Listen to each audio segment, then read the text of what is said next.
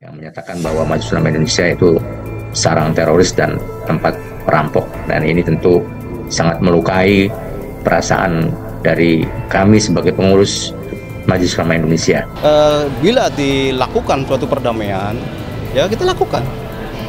Ya, apa yang bisa dibuat kita perdamaian seperti apa, tidak ada masalah, tidak menutup kemungkinan. Ini permasalahannya kan perkara pidana tidak jalan-jalan, sangkaannya tidak jalan-jalan, sehingga saling memberikan suatu gugatan keperdataan.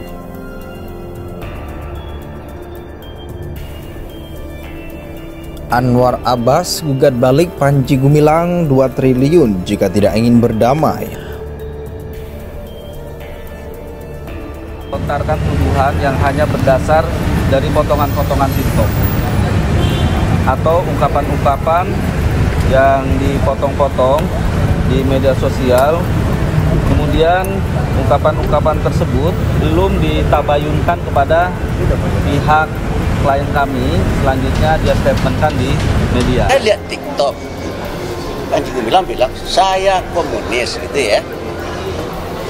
Kan saya sebagai orang yang akan membela Pancasila bertanya ini, kalau dia komunis berarti pahamnya adalah komunisme.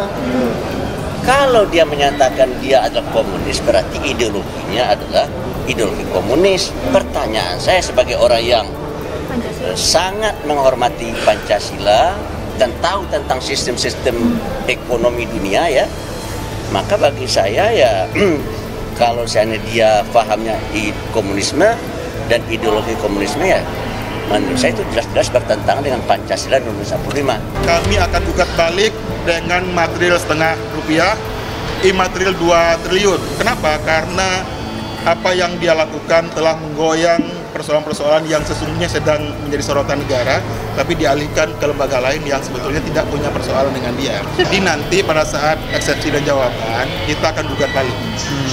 Kami sudah siapkan materi gugat. Saudara Panji Gumilang, kalau dia berdamai dengan Buya, yang namanya ulama, pasti akan menerima permohonan maaf. Bila dilakukan suatu perdamaian, ya kita lakukan.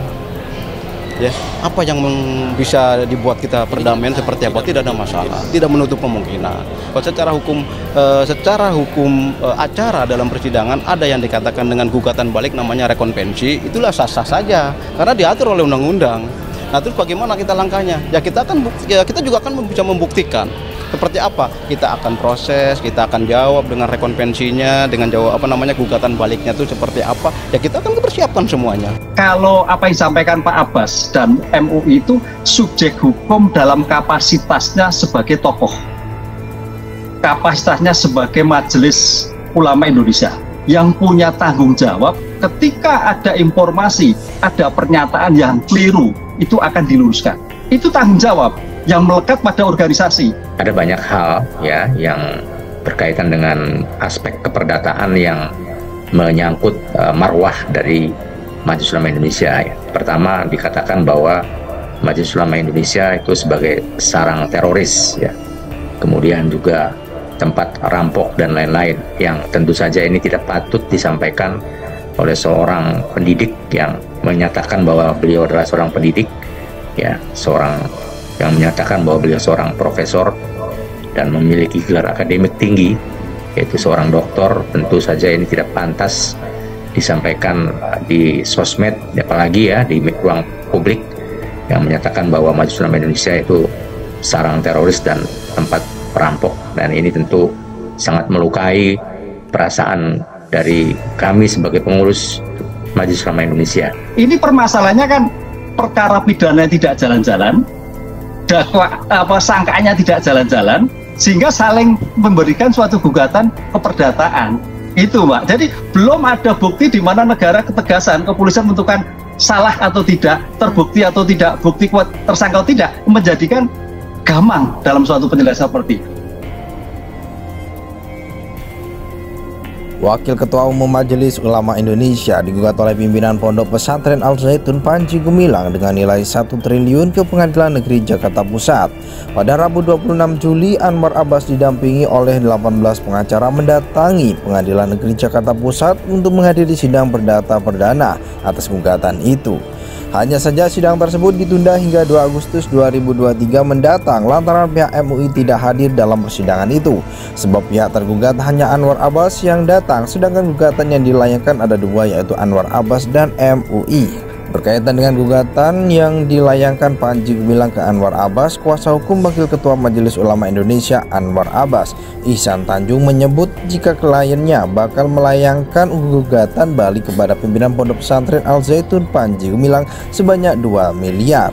Menurut Ihsan, gugatan itu bakal dilayangkan pihaknya dalam agenda aksepsi sidang perdata gugatan Panji Gumilang di Pengadilan Negeri Jakarta Pusat Rabu 26 Juli.